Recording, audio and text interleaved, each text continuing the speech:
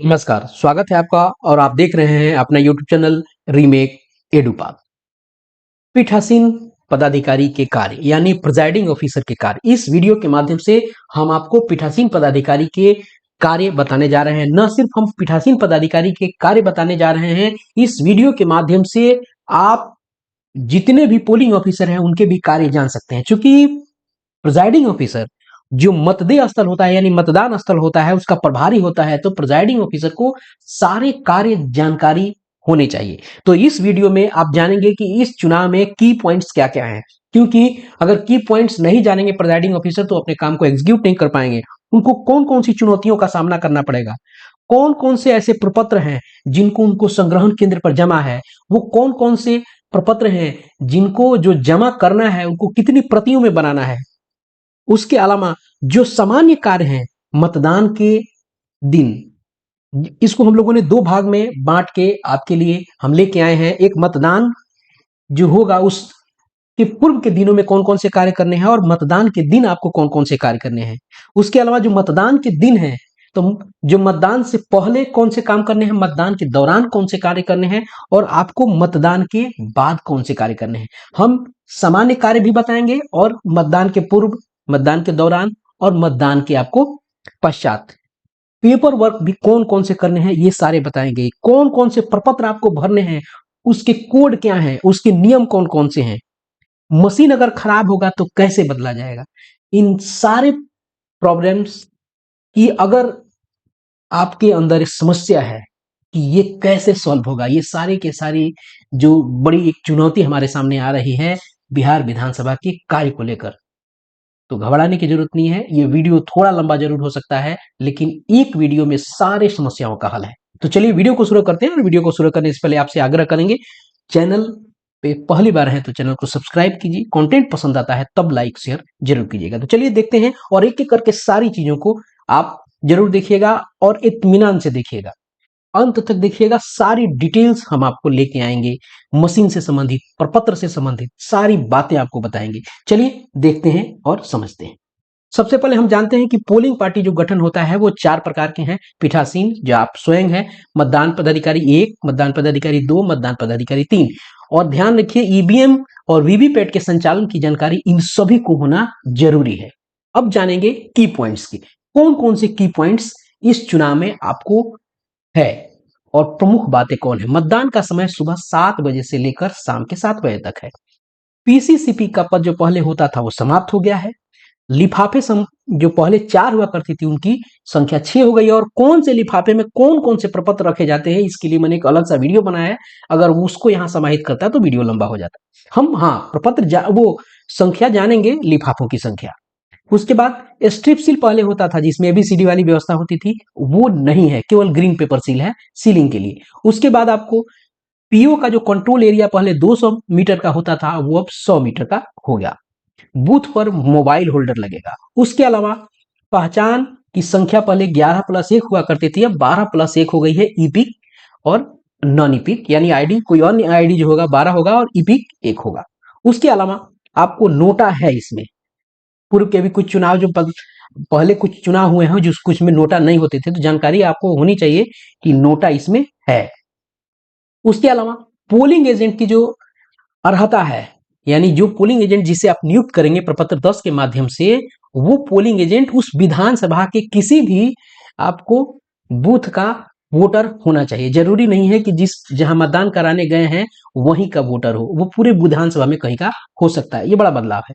उसके अलावा यदि बूथ पर माइक्रो ऑब्जर्वर है तो मॉक पोल पे वो साइन करेगा, उसके प्रमाण पत्र पे वो भी साइन करेगा। 17 रजिस्टर में आपको स्टेटमेंट लिखना है। ध्यान रखने की जरूरत है कि जब मॉक पोल हो जाएगा, सीआरसी हो जाएगा, सीआरसी के बाद टोटल बटन दबाया जाएगा और शून्य जो मत आपको दिखेगा उस शून्य मत को आपको जो मत आरंभ होने से यानी मतदान आरंभ होने से पहले 17 रजिस्टर के ऊपर लिखना होता है कि मॉक पोल के बाद टोटल बटन दबाने पर सीयू में शून्य बटन आपको दिखाए। इसके लिए जो वाक्यांश है आपको जो किताब वहां मिलेगा उसमें लिखे हुए हैं, मैंने भाव बता दिया। उसी तरह स्टेटमेंट एक और लिखना है, जब मतदान खत्म हो जाएगा तो अंत में फिर से स्टेटमेंट लिखना है 17 रजिस्टर में आपको कि अंतिम मतदाता का क्रमांक इतना है। ये 2 स्टेटमेंट आपको 17 रजिस्टर में लिखना है। ये सब नए आपको चीजें लागू हुई है। उसके बाद आपको है 100% बूथ पर वेबकास्टिंग होगी। जितने बूथ हैं सब पर आपको वीडियो रिकॉर्डिंग तो होगी ही और लाइव वेबकास्टिंग होगी, यानी उसको चुनाव आयोग अपने यहां से देख सकता है, न कि वो आपका वीडियो उठाएगा, ऑडियो भी आपका वो उठाएगा। पीओ का कंट्रोल एरिया हमने बता दिया वो बदल गया है। अब पीओ और पी1 पर अनुशासनात्मक कार्रवाई होगी। अगर 17 सीट जो मतपत्र लेखा भरते हैं और सीयू के वोट में अंतर पाया जाता है गिनती के समय, तब आप पे कार्रवाई होगी। तो इसके लिए आपको करना क्या होगा कि जो 17 सी में जितना वोट है, सीयू में वोट है, उसका मिलान करके एकदम सही से भरना होगा सारी चीजों को। ये ध्यान देने की जरूरत है। क्लोज बटन की रिपोर्टिंग है, यानी जब मतदान के समाप्ति में आप क्लोज बटन दबाते हैं, उसके लिए भी रिपोर्ट आपको भरने पड़ते हैं और ये ईवीएम लिफाफे में रखा जाता है। अब चलते हैं कुछ और चीजों को देखते हैं। EVM, CU, BU, tender ballot, seal, tags dispatch centre पर मिलेगा स्टेशनरी के साथ, क्योंकि अब पीसीसीपी नहीं है। जो आपको ईवीएम जो पहले रात को देते थे, टेंडर बैलेट, टैग्स, सील इत्यादि जो देते थे रात में आके, अब वो नहीं। ये सब आपको P-1 वाले डे मिल जाएगा। स्टेशनरी आपको जब मिलेगा उसके साथ मिल जाएगा। जरूरी हो सकता है कि योगदान के दिन आपको कुछ स्टेशनरी मिल जाए, लेकिन P-1 में आपको ईवीएम और ये टेंडर टैग्स इत्यादि मिलेंगे। आपको मैं बताता चलूं, टेंडर बैलेट 20 मिलते हैं। सील दो प्रकार के होते हैं, पिंक पेपर सील और green pepper seal. Pink paper seal आपको जो वीवीपैट की पर्ची निकलती है, जो काले लिफाफे में रखे जाते हैं, उसको पिंक पेपर सील से सील करते हैं, और ग्रीन पेपर सील से सीयू सील होता है। सीयू का बैटरी कंपार्टमेंट और कैंडिडेट का जो सेक्शन है वो आरओ के लेवल से है, आपको सील होके आता है। टैग, टैग भी दो प्रकार के होते हैं, एक स्पेशल टैग होता है और एक होता है आपको एड्रेस टैग। स्पेशल टैग जब रिजल्ट कंपार्टमेंट को सील करते हैं तो अंदर जो क्लोज बटन जहां होता है वहां जो सील लगती है अंदर वाला, वहां लगता है स्पेशल टैग। और बाहर जितने भी जगह हैं, हर मशीन के बाहर हुआ, डब्बा के बाहर हुआ, वीवीपैट के जो बॉक्स को सील करेंगे वहां, बॉक्स को सब जगह आपको एड्रेस टैग लगता है। ये स्पष्ट हो गया। फोर्स जो मिलेगा डिस्पैच सेंटर पे, जब सामान मिल जाएगा आपको उसी समय उसी के साथ आपको फोर्स भी मिल जाएगा। अब चलते हैं लिफाफों के बारे में। ये लिफाफे 6 प्रकार के लिफाफे हैं, और कौन से लिफाफे कौन से कलर के हैं इसकी जानकारी आपको सामने दिख रही है। ईवीएम लिफाफा, समीक्षा लिफाफा, सांवेदिक, असांवेदिक, 5वां लिफाफा, 6ठा लिफाफा। यानी शुरू के 3 लिफाफे सफेद कलर के हैं और बाद के चौथा पीला है, 5वां आपको कत्थई कलर का है, 6ठा आपको नीले रंग का है। पहले लिफाफे में तीसरा लिफाफा, और यह सबसे प्रमुख लिफाफा है क्योंकि जब सामान जमा होता है तो ये लिफाफा दिखा में जो प्रपत्र होते हैं उसमें वो जरूर चेक करते हैं। समीक्षा लिफाफा, इसमें 4 लिफाफे होते हैं। सांवेदिक लिफाफे, इसमें 6 लिफाफे होते हैं। कहीं कहीं इसमें 5 भी आपको किस जिलों में आपको दिख जाएंगे, लेकिन आप अपने जिलों पे ध्यान दीजिएगा और उनके बुकलेट में जो आपको मिलेगा पीठासीन पदाधिकारी का बुकलेट और लिफाफा जब मिलेगा तो उसमें आपको पता चल जाएगा। इसमें 1-2 कहीं वेरी हो सकता है। और सांवेदिक आपको 13 लिफाफे, कहीं कहीं इसमें 11 की बात हो रही है। 5वां लिफाफा जो 3 लिफाफे होते हैं, 6ठा में आपको 5 लिफाफा। और कौन से में कौन कौन सा प्रपत्र डाला जाता है इसके लिए अलग से वीडियो है, आप उसे जरूर देख लीजिएगा। मैं यहाँ बस ईवीएम लिफाफे की बात करूंगा क्योंकि ईवीएम लिफाफा आपको जमा होता है संग्रहण केंद्र पर। ईवीएम लिफाफे में जो 3 लिफाफे होते हैं, प्रमुख रूप से 3 लिफाफे ही होते हैं। पहला लिफाफा होता है मतपत्र लेखा, जिसको 17C कहते हैं। दूसरा होता है पीठासीन पदाधिकारी का प्रतिवेदन, और इस दूसरे लिफाफे में 3 लिफाफे रखे जाते हैं। एक मॉकपोल रिपोर्ट रखा जाता है, एक सीयू की बैटरी अगर चेंज होती है तो इसका प्रमाण पत्र रखा जाता है, और एक होता है मतदान के समाप्ति में सीयू का क्लोज बटन दबाने का प्रमाण पत्र रखा जाता है। क्लियर हो गया। आपको मैं बता दूं, चूंकि मॉकपोल प्रमाण पत्र 5 प्रकार के होते हैं, तो यहाँ 3 का ही जिक्र है। 2 जो होते हैं वो मशीन के बदलने के लिए आपको वो होता है, और ये मशीन के बदलने के लिए होता है। तो ये 2 जो शेष प्रपत्र है ये आपको एसओ लेके चले जाते हैं, यानी सेक्टर ऑफिसर को लेके चले जाते हैं। तो इसलिए यहाँ 3 जो है इसमें डाल दिया जाता है।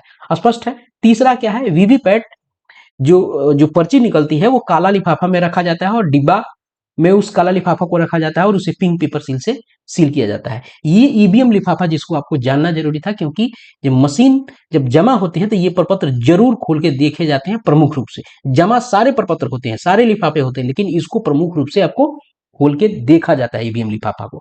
ठीक है, चलिए आगे चलते हैं और जानते हैं पेपर वर्क।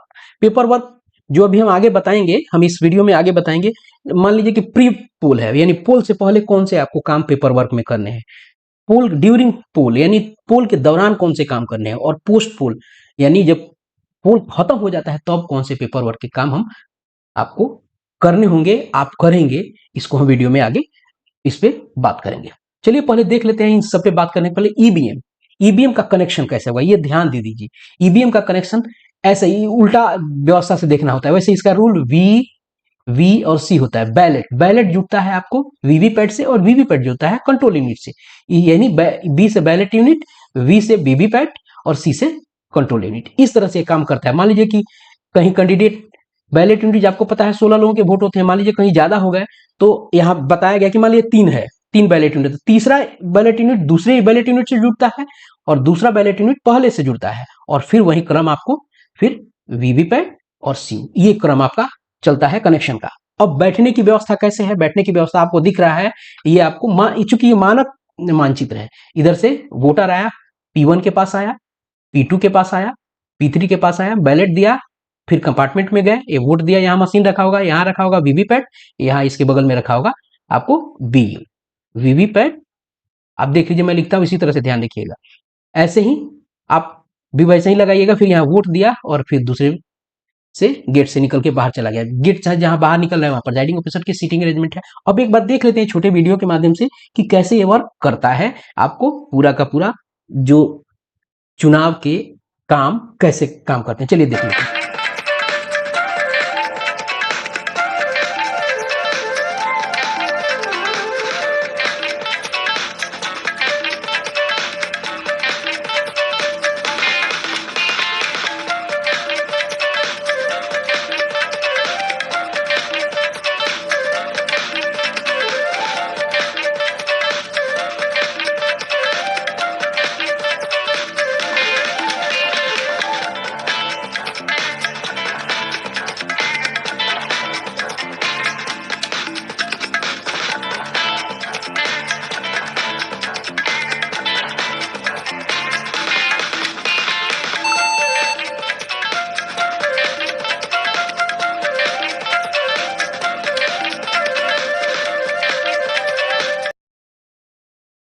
अभी आपने देखा कि कैसे एक मतदाता आता है, P1 के पास जाता है, P2 के पास जाता है, उसके पास P3 के पास जाता है, P1 क्या करता है, P2 क्या करता है और P3 क्या करता है। इसको वीडियो को देखिएगा, बहुत बातें वहां से स्पष्ट हो जाती है। अब चलते हैं सामान्य कार्यों को देखने के लिए कि मतदान के 1 या 2 दिन पूर्व आप कौन कौन से काम करेंगे, ये आपको ये ध्यान से देखते रहना है। चलिए देखते हैं और एक एक चीज को समझते हैं। सभी मतदान कर्मी अपने मतदान के सदस्यों से परिचित होंगे। जब आप मिलेंगे, योगदान करेंगे, उनके मोबाइल आदान प्रदान कर लेंगे। इस चुनाव में पेट्रोलिंग मजिस्ट्रेट की नियुक्ति नहीं की जाएगी, आपको बता दिया है। ईवीएम वीवीपैट मशीन आपको जिला अनुमंडल स्थित ईवीएम वितरण केंद्र से दिया जाएगा, जो आपके चिट्ठी पे लिखा होगा कि कहां से वितरण होगा, जिसे आप स्वयं प्राप्त करेंगे, आपको बता दिया है मैंने। साथ ही मतदान सामग्री प्राप्त कर सूची से उसकी मिलान कर लेंगे। उसके बाद जांच करें कि आपको दी गई मतदान का जो मशीन है, कंट्रोल यूनिट, बैलेट यूनिट और वीवीपैट वही है जो आपके मतदान केंद्र पर उपयोग हेतु तैयार की गई है, यानी आपका ही है, ये देख लेना है। सीयू का कैंडिडेट सेट सम्यक रूप से मुहरबंद होता है, आपको उसका किया जाता है और बैटरी पूर्णतः कार्यरत है। देखिए ये कहा क्या जा रहा है कि आप चेक कर लेंगे कि सीयू का जो कैंडिडेट का जो है ना वो सील हो, कैंडिडेट सेटिंग। मान लीजिए आपको कैंडिडेट सेटिंग किधर होगा ये पता होगा, मान लीजिए ये सीयू है आपका, तो अगर देखिएगा तो इस साइड कैंडिडेट सेट होता है और इस साइड बैटरी यूनिट होता है। तो यहाँ आपको देख लीजिए दोनों में सील लगा हुआ है कि नहीं। देखिए बैटरी की बात कर रहा है, यहाँ ये सील होती है और आरओ लेवल से सील होता है, इसको आपको देख लेना है। क्लियर है? अब चलिए आगे बढ़ते हैं। अब यहाँ ध्यान दीजिए, याद रखें कि वितरण के समय यानी जब आपको सामान दिया जा रहा है, जब बांटा जा रहा है, मॉक पोल के पूर्व वीवीपैट को किसी भी स्थिति में टेस्ट न करें। यानी मॉक पोल तक आपको सामान मिल गया, वीवीपैट को आपको चेक नहीं करना है। बैलेट यूनिट में जो स्लाइड स्विच होता है उसकी पोजीशन को जांच कर लें। एक बीयू के प्रयोग होने पर स्लाइड जो स्विच है वो 1 होना चाहिए, ठीक है। साथ में बैलेट पेपर उचित ढंग से लगाया गया हो तथा अभ्यर्थियों को अनावृत नीली बटनों की संख्या अभ्यर्थियों की संख्या के बराबर हो, यानी जितना कैंडिडेट खड़ा हो उसका एकदम पर्चा जो उसमें लगा हो बराबर हो, और नीला बटन जो होता है जहां वोट देते हैं उसके मुंह के सामने, यानी उसका आपका नाम और उसके जो वो होते हैं वोट देने के निशान जो होते हैं वो आपको हो। हर पार्टी के अलग अलग निशान होते हैं, वो सामने आमने सामने हो, यूं कहे कि ठीक से लगा हो।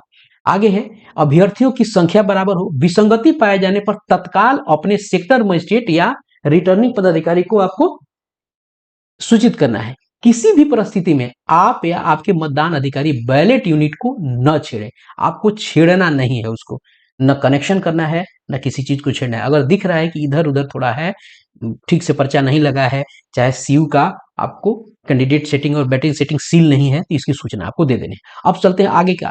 मशीन के साथ साथ अन्य सामग्रियों की भी जांच कर लें, विशेष रूप से मतदाता रजिस्टर, जिसे 17A कहा जाता है, मतदाता पर्ची। ये ऐसे चीज हैं जो बाजार में नहीं मिल सकते हैं, इन सब की जांच आपको करनी पड़ेगी।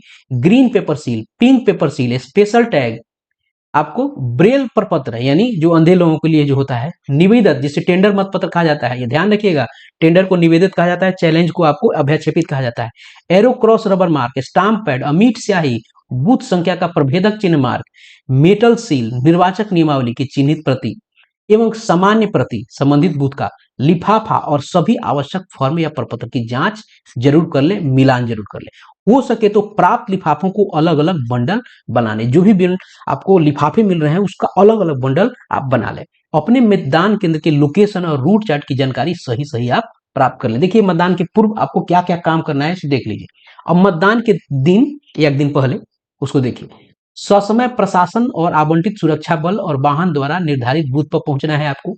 मतदान केंद्र का अवलोकन करके अपने विवेक एवं उपलब्ध संसाधन द्वारा मतदान कर्मियों, पोलिंग एजेंट, सुरक्षा बलों की तैनाती और वोटिंग कंपार्टमेंट और स्थान अपना तय कर ले, यानी यूं कहेंगे रूट मैपिंग अपना कर ले, कौन कहाँ कहाँ बैठेगा, कैसे लोग आएंगे, कैसे जाएंगे, इसको तय कर लेना है। वोटिंग कंपार्टमेंट का स्थान वैसा हो जहां मतदान की गोपनीयता भंग न हो, इसको ध्यान रखना है। प्रदर्शन हेतु आवश्यक पोस्टर जरूर चिपकाना है यथास्थान पे। उसके बाद पोलिंग एजेंट की नियुक्ति नियमानुसार करना है, जिसे मैंने बता दिया आपको। एक समय में ध्यान रखिएगा, एक कैंडिडेट के लिए 3 आपको रखा जा सकता है अभिकर्ता। अभिकर्ता एजेंट को कहते हैं, अभ्यर्थी जो वोट लड़ रहा है यानी कैंडिडेट को कहते हैं। एक अभ्यर्थी के 3 हो सकते हैं, लेकिन रहेगा आपको एक ही आपको बूथ पर। अंत के 2 घंटे में वो आपस में रिलीवर से चेंज नहीं कर सकते हैं, यही कहा गया है यहाँ। एक बार में एक ही आदमी रहेगा, 3 रखे जा सकते हैं एक कैंडिडेट के पोलिंग एजेंट। आगे है, सभी आवश्यक सामग्री को सेट कर मॉक पोल की तैयारी कीजिए। आप पहुंच गए हैं, सारा काम कर लिया है, उसके बाद मॉक पोल का आपको तैयारी करना है। यदि समय पर पोलिंग एजेंट नहीं पहुंचता है, आपको पता है कि 5:30 पर आपको मॉक पोल शुरू कर देना है। अगर नहीं आता है तो 15 मिनट उसका वेट करेंगे, नहीं आएगा तो 5:45 पर आप शुरू कर देंगे। यदि समय पर पोलिंग एजेंट नहीं आता है तो 15 मिनट इंतजार करें। तत्पश्चात माइक्रो ऑब्जर्वर, कैमरामैन तथा अन्य मौजूद मतदाता की उपस्थिति में मॉक पोल आप करेंगे। क्लियर हो गया, स्पष्ट हो गया। अब और कुछ देखते हैं, मॉक पोल कैसे करेंगे। चलिए मॉक पोल को भी देख लेते हैं। जानना जरूरी आपको है, नहीं तो सारी चीजें गड़बड़ होंगी। सारी चीज की जिम्मेदारी आप पर है और P1 पर होती है। वैसे टीम वर्क है, सारे लोग लपेटे में आते हैं इसलिए, लेकिन प्रमुख आप हैं तो आपको तो सारी चीजों की जानकारी होनी चाहिए। बिहार विधानसभा आम निर्वाचन में इस बार ईवीएम की M3 सीरीज की नई मशीन का उपयोग हो रहा है, अतः मशीन की पूरी जानकारी सभी को लेना आवश्यक है। ईवीएम यानी M3 सीरीज की मशीन में 24 बैलेट यूनिट एक साथ जोड़ा जा सकता है, अर्थात नोटा सहित 384 कैंडिडेट का चुनाव इससे कराया जा सकता है। वीवीपैट की सारी जानकारी, वीवीपैट में अगर कोनो दिक्कत होगा वो सब सीयू पर प्रदर्शित होगा। वीवीपैट कंट्रोल यूनिट और बैलेट यूनिट को उसके कैरी केस से निकालकर सभी को केबल के सहारे जोड़ देंगे। अभी हम मॉक पोल करा रहे हैं सवेरे 5:30 बजे, सबको निकालेंगे, सबको कनेक्ट कर देंगे। कनेक्शन का व्यवस्था बता दिया, यहाँ बीयू वीवीपैट से और वीवीपैट आपको सीयू से, और सीयू किसके पास रहता है, P3 के पास, और ये दोनों कहां रहते हैं, भीतर रहते हैं। अब देखिए यहाँ क्या होगा, वीवीपैट के निकले केबल को कंट्रोल यूनिट से जोड़े और बैलेट यूनिट से निकले केबल को वीवीपैट से जोड़े। वही बात हमने जैसे कहा उसको इसने दूसरे तरीके से कहा। ध्यान रहे, मॉक पोल प्रारंभ करते समय वीवीपैट ड्रॉप बॉक्स अभिकर्ता को खाली स्थिति में दिखाना है। ये ड्रॉप बॉक्स है, यही कोना में होता है, यानी इसको यहाँ फाटक एक लगा होता है, उसको खोलकर पोलिंग एजेंट को दिखा दीजिए इसमें से पहले से कोई पर्ची उर्ची नहीं है, ताकि वो आश्वस्त हो जाए कि एकदम सब ठीक ठाक है। अब क्या करना है, और वीवीपैट के पीछे वाले नॉब, वीवीपैट के पीछे एक नॉब होता है, आपको उस कंडीशन में होता है ऐसे खड़ा उसको कर देना है चलने के लिए। अगर वीवीपैट को बंद करना है तो उसको ऐसे लेटे स्थिति में रखना होता है, तो उसको ऑन करेंगे, अर्थात खड़ी यानी वर्टिकल स्थिति में करेंगे, और कंट्रोल यूनिट की स्विच को ऑन करेंगे। जब कनेक्शन बनाएंगे तो सबसे पहला काम आपको क्या करना है, वीवीपैट के नॉब को जो है ऑन करना है, यानी उसको खड़ी स्थिति में कर देना है। उसके बाद कंट्रोल यूनिट को ऑन करना है। कंट्रोल यूनिट के डिस्प्ले सेक्शन पे आवश्यक जानकारियां प्रदर्शित होंगी। जैसे कंट्रोल यूनिट ऑन किया गया, आपको क्या होगा, कंट्रोल यूनिट के डिस्प्ले पे बहुत सारी इंफॉर्मेशन आएगी और वीवीपैट में पर्चियां साथ उसके ड्रॉप बॉक्स में गिरेंगी। इसके बाद निम्न अनुसार ऑपरेट करेंगे। अब देखिए क्या करना है, एक बार क्लियर, सब चीज को क्लियर कर दिए, ठीक है। अब हर चीज क्लियर है क्या? एक तो सीयू में बोर्ड क्लियर है, कुछ नहीं है, वीवीपैट में पर्ची क्लियर है, ये नहीं क्लियर हो गया। अब बैलेट दबाएंगे, वोट देंगे। जब 50 वोट चूंकि देना है, जब 50 वोट हो जाएगा तब हम क्लोज करेंगे। जब वोट हो जाएगा, 50 वोट हो जाएगा, तब आएंगे CRC करने, यानी क्लोज करेंगे रिजल्ट, उसके बाद क्लियर करेंगे। जब ये हो जाएगा तो मशीन पे फिर से एक बार हम टोटल दाब के देखेंगे कि क्लियर करने के बाद मशीन में से पूरी तरह से क्लियर हुआ है कि नहीं। जब टोटल बटन दबाएंगे तो आपको वोट वहां 0 दिखेगा और इसकी सूचना आपको 17 रजिस्टर में दर्ज करनी होती है। इसलिए आप CRC करने के बाद टोटल बटन जरूर दबाएंगे। उसके बाद आप जब टोटल बटन दबा लिया, 0 देख लिया, तो मशीन को आप फिर स्विच ऑफ करें और उसके बाद सीलिंग की प्रक्रिया आपको करनी है। और सीलिंग की प्रक्रिया में आपको करनी क्या है, 3 स्टेप आपको करने होते हैं। ग्रीन पेपर सील लगाना है, उसके बाद स्पेशल टैग लगाने हैं, उसके बाद आपको एड्रेस टैग। ये 3 स्टेप आपने किया हो जाएगा। चूंकि ये 4 स्टेप में बनते हैं और चौथा स्टेप चूंकि ग्रीन पेपर सील को चिपकाना है, चूंकि काम ग्रीन पेपर सील है इसलिए मैंने 3 स्टेप ही बताया। चौथा काम यहाँ होता है ग्रीन पेपर सील के ए और बी जो है ना बाहर निकले होते हैं, उसको चिपकाना होता है। तो यूं समझिए, आप समझ के चलिए 4 स्टेप आपको करने हैं। सीलिंग कर लिया, सीलिंग करने के बाद अब आपको कुछ और चीजें देखनी है। पहले ये देख लीजिए, कुछ मॉक पोल से संबंधित और जानकारी आप ले लीजिए। मॉक पोल में प्रत्येक खुले बटन पर एक एक मत देते हुए कम से कम 50 मत देने हैं, जिसकी जानकारी मैंने आपको बता दी।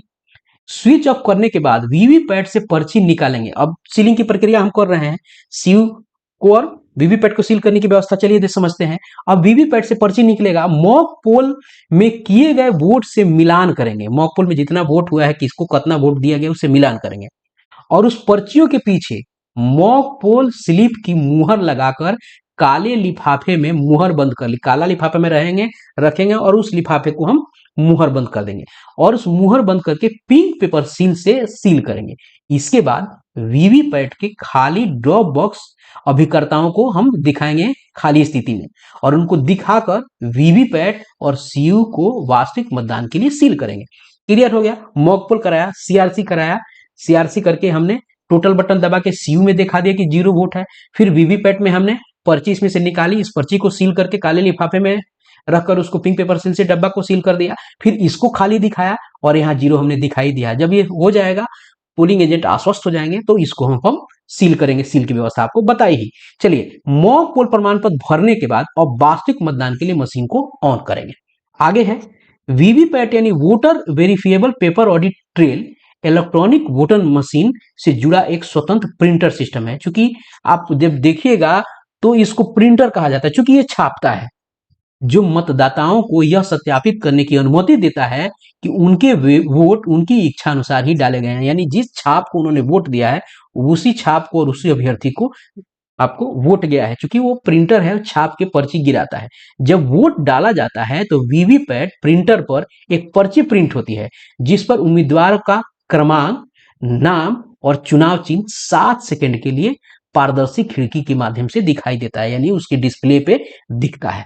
उसके पश्चात यह प्रिंटेड पर्ची अपने आप कट जाती है और वीवीपैट के ड्रॉप बॉक्स में गिर जाती है। ये ऑप्शन है, ये सारी चीजें जानते हैं। अब चलिए, मतदान आपको पदाधिकारी एक के दायित्व, चूंकि आपको हर किसी के दायित्व की जानकारी होनी चाहिए, तभी आप वर्क डिस्ट्रीब्यूट करेंगे। प्रथम मतदान पदाधिकारी निर्वाचक नियमावली की चिन्हित प्रति और पहचान के 12 विकल्प, चूंकि एक और जुड़ गया है इसमें से, अब ये 1 हो गया है, तो 12 विकल्प का भार साधक होगा। साथ ही चूंकि 10 तारीख को एक चिट्ठी आई है, उसमें ये 12 और प्लस ईपी किया गया है। साथ ही निर्वाचक के पहचान के उत्तरदायी होगा। यूं कहिए कि उसको मतदाता की पहचान करनी है। आगे है प्रथम मतदान अधिकारी मतदाता से पहचान प्रति लेकर, वो लेके आता है, निर्वाचक नियमावली में प्रविष्टि की क्रम संख्या एवं नाम को जोर से पढ़ेगा। आपको ये सब जानकारी होनी चाहिए ताकि पोलिंग एजेंट सुनकर अपनी निर्वाचक नियमावली के प्रति से मिलान कर सके और बता सके कि ये सही व्यक्ति है। साथ ही मतदाता से पहचान के लिए ईपिक या अन्य वैकल्पिक फोटो पहचान मांगेगा। कौन? P1। उसके बाद प्रथम मतदान अधिकारी द्वारा पहचान सुनिश्चित हो जाने के बाद उसके नाम के बॉक्स को लाल स्याही से कोण आपको खींचेगा, यानी यूं कहे कि डायगोनल खींच देगा। यदि मतदाता महिला हो उस स्थिति में रेखा खींचकर उसके क्रमांक को आपको यहाँ गोला कर देना है। अगर महिला हो तो, पुरुष हो तो खाली खींच देगा। अगर अन्य हो तो क्या करेगा, खींच के स्टार बना देगा। यहाँ अगर मान लीजिए अन्य है तो यहाँ वो क्या करेगा, ऐसे खींच देगा और यहाँ उसके जो सीरियल नंबर होगा वहां स्टार बना देगा। क्लियर है। यदि प्रथम मतदान अधिकारी मतदाता की पहचान का समाधान नहीं कर पाते हैं तो वो पीठासीन अधिकारी के पास भेजते हैं, वो आपके पास आएगा। और अल्प आयु वाली व्यवस्था सहित अन्य मामले पीठासीन के द्वारा तय किए जाएंगे। इसीलिए मैं आपको ये सारी बातें बता रहा हूं। प्रथम मतदान अधिकारी सांख्यिकीय प्रारूप भी भरते हैं, यानी मेल फीमेल आपको कितने हैं वो भी ये भरते हैं, जिसको आप हर 2-2 घंटे पे कंट्रोल रूम को बताते हैं। अब द्वितीय मतदान अधिकारी की जानकारी ले लीजिए। द्वितीय मतदान अधिकारी अमिट स्याही, मतदाता रजिस्टर और मतदाता पर्ची का भार साधक होता है। उसके पास ये 3 काम होते हैं। जैसे मतदाता मतदान अधिकारी के पास जाएगा, वह मतदाता के बाएं हाथ की तर्जनी का निरीक्षण करेगा और अमिट स्याही का चिन्ह है कि नहीं ये देखेगा। मतदाता के बाईं तर्जनी के नाखून और चमड़ी के युक्त अमिट स्याही का निशान लगाएगा। देखिए कैसे वो कौन सा काम पहले कर रहा है। मतदाता रजिस्टर 17 के कॉलम 2 में मतदाता की निर्वाचक नियमावली को सरल क्रमांक लिखेंगे और कॉलम 2 में ईपी के लिए ईपी और अन्य विकल्प को अगर लेके आता है तो के आधार पर पहचान होने के विकल्प के नंबर के अंतिम 4 अंक लिखेगा। मान लीजिए कोई ईपिक लेके आता है तो खाली ईपिक लिख देगा, और अन्य चीज लेके आता है तो उस जो पहचान का शॉर्ट फॉर्म लिख दे। जैसे मान लीजिए ड्राइविंग लाइसेंस लेके आता है, केवल डीएल लिख देगा और उस ड्राइविंग लाइसेंस के अंत के 4 अंक को लिखेगा। सारा नहीं लिखना, अंत के 4 अंक। क्यों? इसलिए क्योंकि आपको भरने होते हैं कि कितने लोग ईपिक से वोट दिए और कितने लोग नॉन ईपिक से वोट दिए, इसलिए आइडेंटिफाई करने के लिए चीजें लिखी जाती है। कॉलम 4 में मतदाता के हस्ताक्षर या अंगूठा बाएं हाथ का निशान लेगा। बाएं हाथ के अंगूठे का निशान होता है, ध्यान रखिएगा। यदि मतदाता हस्ताक्षर करने से इनकार करता है तो उसे मतदान की अनुमति नहीं दी जाएगी। अगर नहीं करता है साइन तो नहीं दी जाएगी। और रजिस्टर में मतदाता मतदान करने से इनकार की प्रविष्टि की जाएगी और पीओ का हस्ताक्षर होगा। यही प्रविष्टि हस्ताक्षर कर चुके मतदाता के मतदान से इनकार करने के बाद भी की जाएगी। ठीक है, क्लियर है।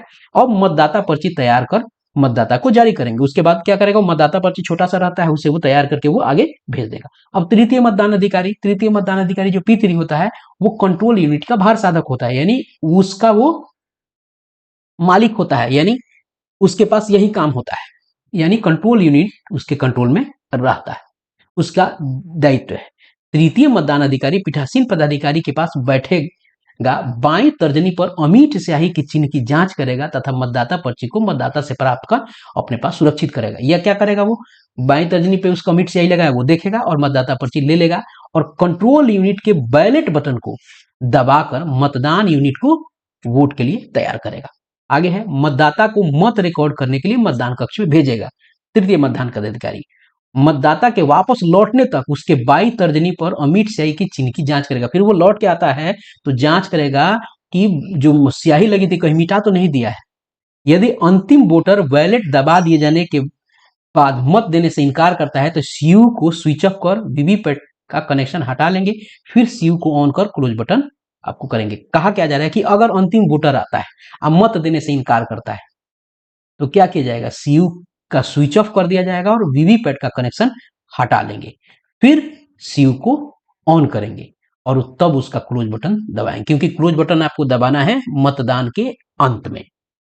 और यहाँ एक कंडीशन बनी थी कि आया अंतिम मतदाता, कहा कि हम नहीं करेंगे, तो सीयू को क्या करेंगे, स्विच ऑफ कर देंगे और वीवीपैट से तार हटा देंगे और तब सीयू को ऑन करेंगे और क्लोज बटन दबाएंगे। ये स्पष्ट हो गया।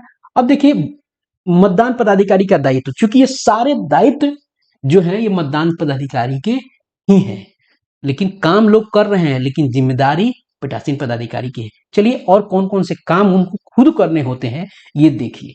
घर का मालिक चूंकि पीठासीन पदाधिकारी है तो कौन घर में कौन काम कर रहा है जानकारी उनको चाहिए। उनको कौन कौन से काम करने देखिए। आवश्यक प्रपत्र जैसे पीठासीन पदाधिकारी डायरी घोषणा आदि को पूर्ण करना, 2-2 घंटे में मतदान की संख्या नोट करना, आवश्यक प्रपत्रों पर निर्देशानुसार पोलिंग एजेंट विजिटर आदि का हस्ताक्षर लेना, अभ्याक्षेपित मत जिसको चैलेंज कहते हैं, निवेदित मत जिसको टेंडर कहते हैं, दिव्यांग मतदाता पीडब्ल्यूडी का नियम संगत कार्रवाई करना। मैं सबकी नंबर आगे बताऊंगा। मतदान समाप्ति के 5 से 10 मिनट पहले यदि वोटर कतार में लगे हैं तो पर्ची लगाना, और ध्यान रखिए अंत से पर्ची बांटी जाती है, यानी सबसे लास्ट में जो होगा उसको 1 नंबर दिया जाता है, 2, 3 ऐसे करके पर्ची बांटा जाता है। मतदान समाप्ति पर टोटल बटन दबाकर कुल मतों की संख्या दर्ज की जाती है। टोटल बटन दबा के देखा जाएगा कितना हुआ, उसका मिलान किया जाएगा 17 रजिस्टर से, 17 की में उसको सबको भरना है, इसलिए देखा जाता है, तब क्लोज बटन की बातें की जाती हैं। चलिए, पीठासीन पदाधिकारी हर हाल में 17 सी फॉर्म निश्चित रूप से मतदान समाप्ति के तुरंत बाद बूथ पर ही संपूर्ण करेंगे। 17 सी रजिस्टर आके ऐसा नहीं कि संग्रहण के तो भरेंगे, इस 17 सी को आपको बूथ पर ही भर लेना है, संपूर्ण भर लेंगे पूरा, क्योंकि 17 सी पोलिंग एजेंट को देना होता है और उससे आपको रिसीविंग कार्बन कॉपी में लगा के आपको ले लेना भी है। व्रज गृह पर पूरा करने के चक्कर में नहीं रहेंगे, क्योंकि पोलिंग एजेंट को इसको देना है। यहाँ क्लियर हो गया। अब देखते हैं कि नियमानुसार कार्रवाई अब कैसे क्लोज करेंगे। मतदान खत्म हो गया, अब आप देखिएगा रबर होता है काले रंग का, आपको जहां रिजल्ट कंपार्टमेंट होता है ना, उसके नीचे जो टोटल बटन होता है उसके ऊपर ऐसे काला सा एक वो होता है रबर, इसको आप हटाएंगे, फ्लैप को हटाएंगे, उसके बाद क्लोज करेंगे, मशीन को स्विच ऑफ करेंगे, सारा केबल निकाल देंगे और वीवीपैट की बैटरी निकाल देंगे। जी हाँ, आपको बैटरी भी वीवीपैट की निकालनी है, और तब सारे बॉक्स को उसकी अपने जो जगह है, अपना बॉक्स उसमें रखेंगे और उसको सील करेंगे। ये है मतदान के बाद की स्थिति। ये सारा प्रोसेस आपको जानना जरूरी है। अब देखिए ब्रजगिरी पर क्या क्या सामान जमा होंगे। मुहर बंद यानी सभी सील ईवीएम, जिसमें सीयू बीयू वीवीपैट है, ईवीएम यानी प्रथम पैकेट, दूसरा, तीसरा यानी छठे पैकेट, वोटर टर्नआउट PS05 इसको बोलते हैं, मतदान प्रकोष्ठ वो कूट जो होता है, और निर्वाचित पदाधिकारी को अतिरिक्त सूचना उपलब्ध कराने के लिए पीठासीन पदाधिकारी का 16 बिंदु का प्रतिवेदन। ये दो अलग चीजें होती हैं। और चालान, ये कुछ ऐसे चीजें हैं जिसकी जानकारी इस प्रपत्र में नहीं रहती, इसको अलग से जमा किया हो जाता है। कौन क्या है? PS05, आपको 16 बिंदु का रिपोर्ट और चालान। क्लियर है। उसके बाद अब चलते हैं कि मान लीजिए मशीन खराब हो गया, उस कंडीशन में क्या करेंगे। तो दो प्रकार के मतदान होते हैं उस दिन, एक रियल पोल होता है, एक मॉक पोल होता है। मॉक पोल होता है और आपको एक रियल पोल होता है। रियल पोल में आप समझिए, और मॉक पोल में मशीन अगर खराब हुआ तो क्या होगा। मॉक पोल में समझिए, जो मशीन खराब होगा वही बदला जाएगा, वही सिर्फ सीयू खराब हुआ सीयू बदला जाएगा, बीयू खराब हुआ बीयू बदला जाएगा, वीवीपैट खराब हुआ वीवीपैट बदला जाएगा। अगर रियल पोल में क्या होगा, बीयू खराब हुआ सीयू खराब हुआ, अगर बीयू खराब हुआ पूरा सेट बदलाएगा, सीयू खराब हुआ पूरा सेट बदलाएगा। और ध्यान रखिएगा, जब पूरा सेट बदलाएगा तो फिर जब मशीन आएगा तो फिर से मॉक पोल होगा। अब की बार मॉक पोल कितना होगा, आपको मॉक पोल एक एक होगा, हर कैंडिडेट को एक एक होगा। चलिए, मॉक पोल के समय अगर मशीन बदलाता है तो क्या होगा, नए यूनिट के साथ मॉक पोल जारी रखेंगे, पीओ रिपोर्ट भाग 1 और 4 भरेंगे। ठीक है, पीओ रिपोर्ट चूंकि भाग 1 मॉक पोल रिपोर्ट होता है और 4 है वो जो मॉक पोल के समय मशीन बदलाता है वो होता है। खराब यूनिट सेक्टर पदाधिकारी को लौटा देंगे मॉक पोल के समय, रियल पोल के समय नहीं लौटाया जाता है। मान लीजिए अब रियल पोल हो रहा है तो सीयू खराब होगा तब भी पूरा सेट बदलाएगा, बीयू खराब होगा तब भी पूरा सेट बदलाएगा। तो यहाँ कंडीशन क्या है, सभी जितना खुला जो बटन होगा बीयू का, सबको एक एक वोट देके हम फिर मॉक पोल करेंगे। वीवीपैट की बैटरी निकालेंगे, खराब यूनिट की को सील करके रख लेंगे, पीओ रिपोर्ट का भाग 1 और भाग 5 भरेंगे। भाग 1 आपको क्या होता है, मॉक पोल रिपोर्ट होता है, और 5 होता है जो रियल पोल के दौरान मशीन बदले जाते हैं उसको, और 5 कौन लेके जाता है, सेक्टर लेके चला जाता है। अब देखिए, अगर सीयू की बैटरी खराब हुई तो केवल सीयू का बैटरी बदले। यहां देखिएगा, यहां ध्यान देने की जरूरत है। अगर बीयू सीयू खराब हुआ तो सारा बदलाएगा, फिर से मॉक पोल होगा।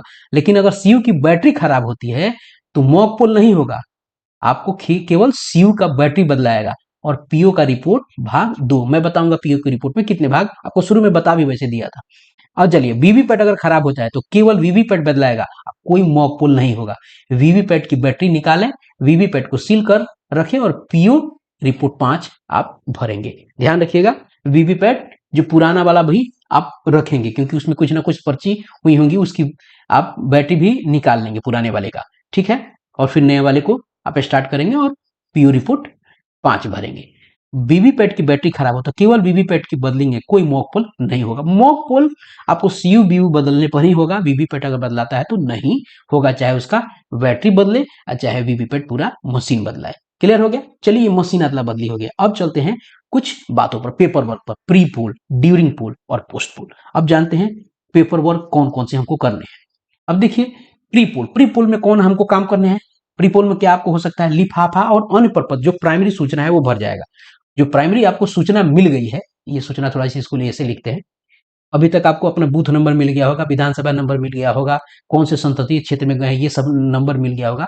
तो लिफाफे पे इन सब की सूचना भर दीजिए, कितना वोटर है, जो सूचना मिल गई है अभी तक वो सब भर दीजिए चुनाव के पहले वाले दिन में। जितनी भी चीजें सारे लिफाफे पे भर के काम अपना निपटाइए। उसके बाद महिला पुरुष गिनती के लिए फॉर्मेट बनाना होता है P1 को, तो P1 को कहिए सारा फॉर्मेट बना ले, क्योंकि गिनती करनी है, उस फॉर्मेट को आप लिख के बना ले। मतदाता पर्ची जो P2 के पास होता है, कहिएगा जो प्राइमरी इंफॉर्मेशन है जो तुमको भरना है, इसमें बूथ नंबर इत्यादि जो भरनी है, जो तुम्हारे पास अभी सूचना उपलब्ध है उसको वो भर लेना। और टैग जो होते हैं, एड्रेस टैग, आपको स्पेशल टैग, आपको उसके नंबर इत्यादि, सीयू के नंबर, रिव्यू के नंबर, कौन सा टैग किस में लगाइएगा, उसके आपको नंबर वहां लिख लेने होते हैं। उसके बाद आपको अपने साइन भी उसमें करने होते हैं। उसके अलावा उस पे इंफॉर्मेशन लिखने होते हैं, अपने आपके बूथ का नंबर, बूथ का नाम, कहाँ विधानसभा का है, ये सारी इंफॉर्मेशन आप उस टैग पर भी कर लेना है। उसके अलावा अन्य कोई सूचना और अन्य प्रपत्र मिलता है जिसको आप पहले भर सकते हैं, उसको जरूर भरिए। अब चलते हैं ड्यूरिंग पोल, पोल के दौरान कौन कौन से काम हो सकते हैं। पीओ की नियुक्ति करना है प्रपत्र आपको 10 से, मॉक पोल रिपोर्ट सर्टिफिकेट बनाने हैं, ये मॉक पोल रिपोर्ट आपको बताएंगे। जो 1 नंबर आपका होता है वही मॉक पोल रिपोर्ट होता है। मॉक पोल 5 प्रकार के होते हैं। रिपोर्ट आपको पीओ रिपोर्ट में आता है मॉक पोल रिपोर्ट, जो पीओ रिपोर्ट 5 प्रकार के होते हैं, उसमें पहला प्रकार मॉक पोल का सर्टिफिकेट भरना होता है। 17 रजिस्टर का में स्टेटमेंट लिखना होता है। क्या लिखना होता है मैंने बताया था मॉक पोल के बाद जाके कि शून्य है जिसपे आप साइन करते हैं और P1 साइन करता है। उसके बाद पीठासीन की घोषणा, पीठासीन की घोषणा जब मॉक पोल हो गया, सीआरसी हो गया, सीलिंग हो गई, स्टेटमेंट लिखा गया, तो पीठासीन घोषणा करते हैं। और ये घोषणा 4 प्रकार की होती है। पोल जब स्टार्ट होता है तब, बैटरी अगर चेंज हुआ और मशीन चेंज हुआ तब, क्लोज पोल जब क्लोज होगा तब, और बक्सा सीलिंग होगा तब। 4 प्रकार की घोषणा की जाती है, वर्बल भी और कागज पर, ये 4 घोषणा भरने पड़ते हैं। उसके बाद आपको पीठासीन का प्रतिवेदन, पीओ रिपोर्ट जिसको मैंने बताया, ये मॉक पोल रिपोर्ट, ये वाला मॉक पोल रिपोर्ट। सीयू का बैटरी चेंज होता है तब उसको पीओ रिपोर्ट 2 कहते हैं, यानी पीठासीन पदाधिकारी प्रतिवेदन 2 कहते हैं। क्लोज बटन के लिए इसको पीठासीन पदाधिकारी का प्रतिवेदन 3 कहते हैं। मशीन चेंज अगर होता है मॉक पोल के दौरान, उसको पीओ रिपोर्ट 4 कहते हैं। और मशीन चेंज अगर रियल पोल में के दौरान होता है, उसको आपको पीओ रिपोर्ट 5 कहते हैं। 5 प्रकार के होते हैं, जिसमें से 3 रखे जाते हैं, 2 सेक्टर ऑफिसर लेके चले जाते हैं अगर बदलने की स्थिति बनती है तब। अब आगे चलते हैं और कौन कौन से काम करने होते हैं आपको। 17 रजिस्टर कौन भरता है, इस पे अगर कुछ काम आपको करने हैं, स्टेटमेंट लिखने होते हैं कुछ, वो तो कर ही लिया। 17 रजिस्टर ये भी पेपर है, ये भी वर्क होता है ड्यूरिंग पोल के दौरान, और ये P2 करता है। पीओ की डायरी आपको भरनी पड़ती है, बहुत सारी चीजें, 2-2 घंटे पे बहुत सारी इंफॉर्मेशन होते हैं, ये आप उसके दौरान भर सकते हैं। टेंडर, मान लीजिए कोई टेंडर बैलेट आ गया, वोटर आ गया, तो आपको 20 टेंडर बैलेट मिले हैं, और टेंडर बैलेट वो होता है वो मतदाता जिसका वोट पहले किसी ने गिरा दिया हो।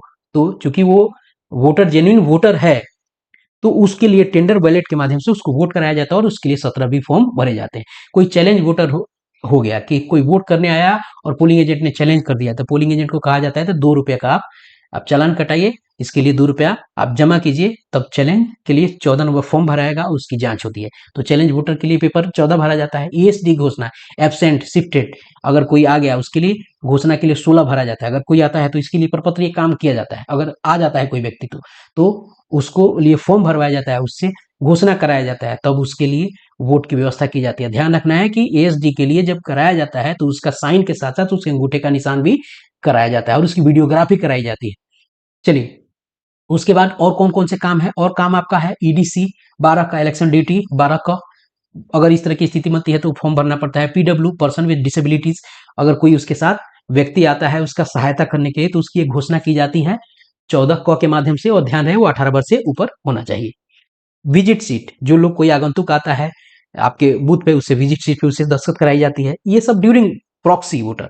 प्रॉक्सी वोटर ये जिलाधिकारी ने निर्वाचन पदाधिकारी के माध्यम से प्रॉक्सी वोट करने के लिए किसी को दिया गया रहता है कि आप मेरे बदले जाके वोट कर सकते हैं, तो इसकी पूरी प्रक्रिया होती है। और प्रॉक्सी वोटर का कागज पत्र वो लेके आता है और आपको देता है, तो वो व्यक्ति वोट करता है। प्रॉक्सी वोटर उसी व्यक्ति के लिए वोट करेगा जिस व्यक्ति के बिहाफ पे वो आया है, यानी उसी के नाम के सामने सारी चीजें डिटेल लिखी जाती हैं और PB वहां लिख दिया जाता है। और प्रॉक्सी वोटर की स्थिति में प्रॉक्सी वोटर को बाएं हाथ के बीच वाले अंगुली में आपको निशान लगाया जाता है।